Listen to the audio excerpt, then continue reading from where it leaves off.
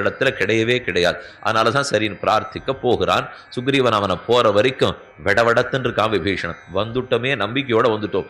எத்தனை உறுதி இருந்தா விபீஷணன் நேர வந்திருப்பார். கஸ்தஏவ வதிஷ்டத பூர்வந்திசம் ஆசாத்திய கஸ்தஏவ வதிஷ்டத. வந்துட்டு கிழக்கு கடற்கரையில கால கீழே வைக்காமல் ஆகாசத்திலேயே நின்று கொண்டிருந்தானாம். ஏன்னு பெரியவாச்சன் வியாக்கியானத்தில் தெரிவிக்கிறார். எனக்கு இன்னும் பற்றுக்கொம்பாக ராமன் திருவடி கிடைத்தாலன்னோ பூமியில் கால வைப்பேன். எனக்கு பற்று பூமி அல்ல, பற்று ராமன் திருவடி. அது கிடைச்சதுன்னு சொல்லட்டும், நான் பூமியில கால வைக்கிறேன். என்ன பற்றே இல்லாமல் ஆகாசத்துல வீழ நின்று கொண்டிருந்தான். இப்ப வர்றான் சுக்ரீவன். சுக்ரீவன் வர்றதை பார்த்துட்டே நம்ம காரியம் ஜெயந்தான்னு விபீஷணனுக்கு தெரிஞ்சு போச்சு. அப்ப விபீஷணன் உள்ளம் பதைக்கிறது. வைக்காத தெரிவித்தார்.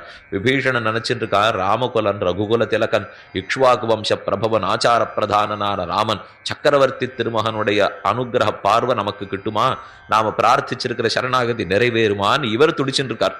ஆனா அது முக்கியம் இல்லையா. அப்போ இதுக்கு நேரது ராமனை பத்தி தெரிவிக்கிறார். யாரோ ஒருத்தன் எங்கேயோ இருந்தான் விபீஷணன், அவனை தேடித்தான் வைகுண்டத்திலிருந்து கீழே வந்திருக்கேன். இந்த ஒரு விபீஷண சரணாகதி நடந்து இதை முன்னுதாரணமாக வைத்து சரணாகதி சாஸ்திரத்தை லோகத்துக்கு தெளிவுபடுத்தணுங்கிறதுக்காக பிறந்திருக்கேன். அதுக்காக ஆச்சு வருஷம் 40 காத்துட்டு வந்துட்டேன். இப்போ ராமனுக்கு இப்ப வயசு 39 ஆச்சு. 12வது திருநக்ஷத்திரத்துல திருக்கல்யாணம் ஆச்சு.